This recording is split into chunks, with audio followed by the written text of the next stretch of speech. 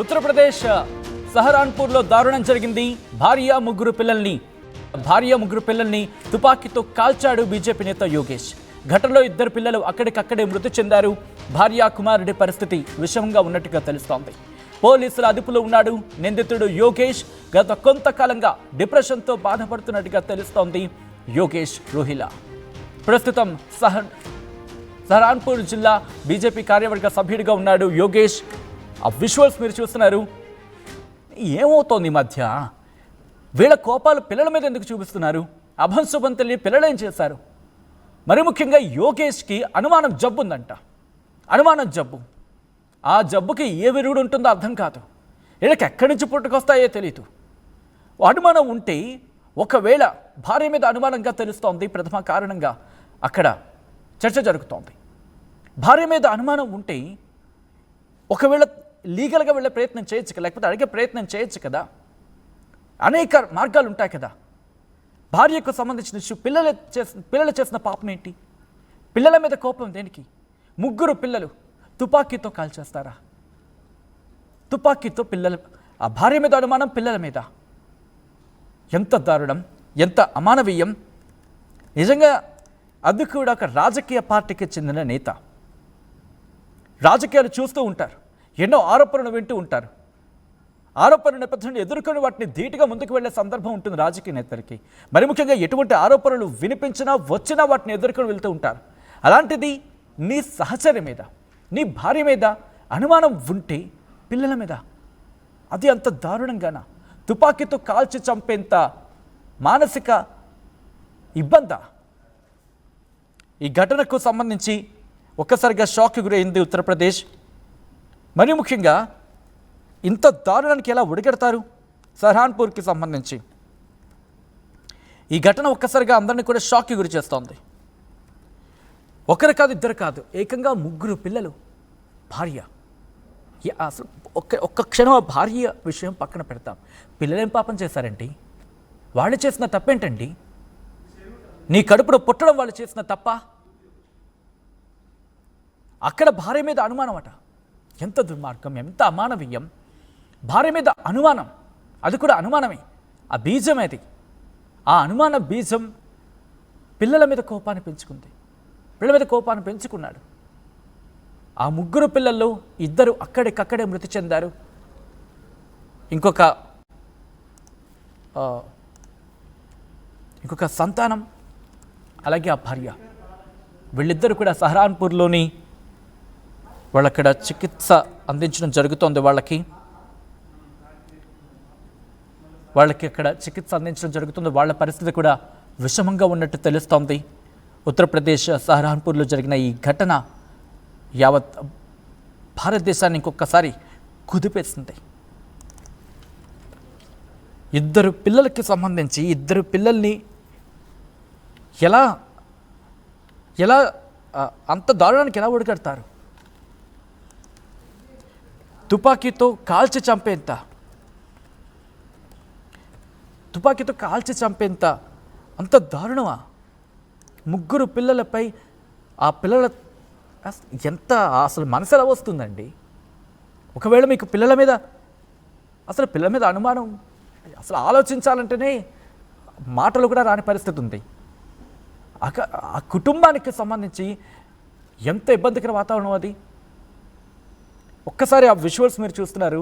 అల్లారు ముద్దుగా పెంచిన పిల్లలు ఇతగాడి అనుమానానికి బలైపోయారు. భార్య, ముగ్గురు పిల్లలు ఇతగాడి అనుమానానికి ఈరోజు ఆ కాల్పులకు గురయ్యారు. ఉత్తరప్రదేశ్ సహరాన్పూర్కి చెందిన ఆ కుటుంబంలో పెను విషాదం నెలకొంది. ముగ్గురు పిల్లల తలపై తుపాకీతో పెట్టి వాళ్ళకు గురిపెట్టి ఎంత అమానవీయంగా ఆ వ్యక్తి ప్రవర్తించాడు. ఈ ఘటనలో ఇద్దరు పిల్లలు అక్కడికక్కడే మరణించారు. భార్య, ఒక కుమారుడి పరిస్థితి విషమంగా ఉంది. వాళ్ళకి సహరాన్పూర్లోని అక్కడే ట్రీట్మెంట్ ఇవ్వడం జరుగుతోంది. సంఘటనా స్థలానికి చేరుకున్నారు పోలీసు ఉన్నతాధికారులు. అక్కడ ఇన్వెస్టిగేషన్ ప్రారంభించారు. బీజేపీ నాయకుడిగా తెలుస్తోంది ఆ సదరు వ్యక్తి. సమాచారం అందుకున్న వెంటనే ఆ ఘటనా స్థలానికి వెళ్లారు పోలీసులు. ఆ భార్య అలాగే ఇంకొక కొడుకు. వాళ్ళిద్దరిని కూడా సహరాన్పూర్ ఆసుపత్రికి తరలించి చికిత్స అందించడం జరుగుతోంది. ఇద్దరు పిల్లల్ని ఆ పోస్ట్ మార్టం నిమిత్తం స్థానిక హాస్పిటల్కి పంపించడం జరిగింది. నిందితుడిని కూడా పోలీసులు అదుపులోకి తీసుకుని విచారణ చేపట్టినట్టుగా తెలుస్తోంది.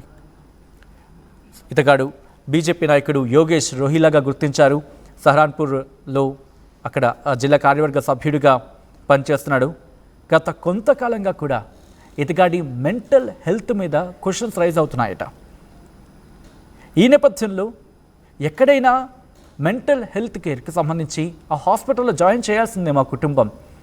మొట్టమొదటిగా చేసిన తప్పు అదే ఉంటుంది. మా కుటుంబం చేసిన తప్పు ఏంటంటే ఎప్పుడైతే ఇతగాడి మెంటల్ హెల్త్ బాగాలేదని తెలిసిన తర్వాత వెంటనే అక్కడ మెంటల్ హెల్త్కి సంబంధించిన హాస్పిటల్స్ ఉంటాయి కదా, health care centres, mental health care centres ఉంటాయి కదా, అక్కడ తీసుకెళ్ళి పడేసి ఉంటే బాగుండేమో. ఫస్ట్ పాపం ఆ డాక్టర్లు ట్రీట్మెంట్ ఇస్తే కాస్త కోలుకునేవాడేమో. ఈ అనుమానం జబ్బు ఎప్పుడు పోతుంది ఈ మనిషికి అని చెప్పి ఆ కుటుంబం అప్పుడే భావించి ఉండే బాగుండేమో. కానీ ఇప్పుడు ఆ కుటుంబం శోకసంద్రంలో మునిగిపోయింది. ఎందుకంటే ఇద్దరు బిడ్డలను కోల్పోయింది ఆ కుటుంబం.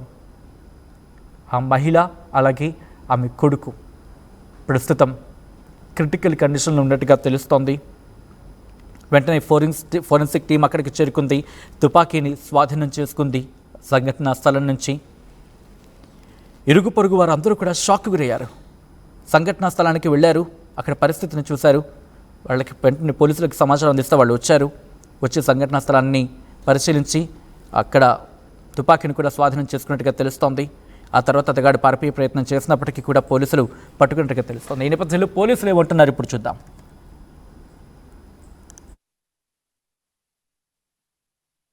गंगों के अंतर्गत एक व्यक्ति योगेश रोहिला, इनके द्वारा फोन करके स्वयं सूचना दी गई कि इनके द्वारा अपनी पत्नी और 3 बच्चे, जिसमें कि 2 लड़के और एक बच्ची थी, उसको गोली मार दी गई, चारों लोगों को, मतलब पत्नी और 3 बच्चों को। और इसके बाद इसके द्वारा बताया गया कि ये यहाँ पे अपने गांव में है, घर में है। पुलिस जब मौके पर पहुंची तो ये पता चला कि ये जो अभियुक्त है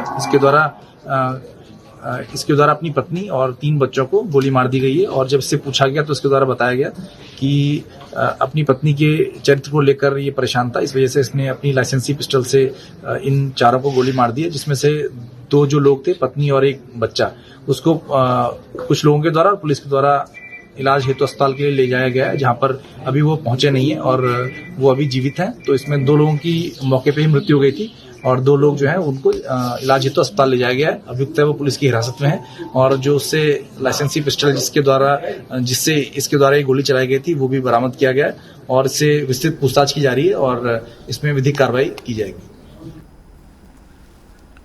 రైట్, అది పోలీసులు తమ ఇన్వెస్టిగేషన్ ప్రారంభించామంటూ కూడా చెప్పుకొచ్చారు. ఈ ఘటన వెనకాల ఇతగాడు ఒక్కడే ఉన్నారా లేకపోతే ఇంకెవరైనా ఉన్నారనే కోణంలో కూడా పోలీసుల దర్యాప్తు జరిగే అవకాశం కనిపిస్తోంది. ఈ కథనం మిమ్మల్ని కాస్త కలవరపరచొచ్చు, అయితే మిమ్మల్ని కలవరపాటు గురి చేయడం ఆర్టీవీ ఉద్దేశం కాదు. కానీ ఇటు బయట సమాజంలో ఎటువంటి పరిస్థితులు ఉన్నాయి వాటిని మీకు చూపించడం, తద్వారా మీకు అవగాహన కల్పించడం, ఇటువంటి పరిస్థితుల పట్ల అవగాహన కల్పించడం, మిమ్మల్ని అప్రమత్తం చేయడంలో భాగంగానే కథనం చూపించడం జరుగుతోంది తప్ప ఇదిగో ఇటువంటి మగాళ్ళు కాదు మృగాళ్ళు ఉన్నారు అని చెప్పడం, తద్వారా మీకు అవగాహన కల్పించడం, మిమ్మల్ని అప్రమత్తం చేయడంలో భాగంగానే ఈ కథనం చూపించడం జరుగుతోంది తప్ప మిమ్మల్ని కలవరపాటు గురి చేసే ఉద్దేశం ఆర్టీవీకి ఎన్నడూ లేదు, ఉండదు. కానీ ఇటువంటి కథనాలు చూసినప్పుడు కాస్త కలవరపాటు గురే అవకాశం ఉంటుంది, కాస్త చలించే అవకాశం ఉంటుంది. కాబట్టి దీనికి సంబంధించి తగిన జాగ్రత్తలు తీసుకోవాలని ఆర్టీవీ సూచించడం జరుగుతోంది. At KLH Global Business School, we help you learn the greatest skill in life, making the right choice. KLH Global Business School.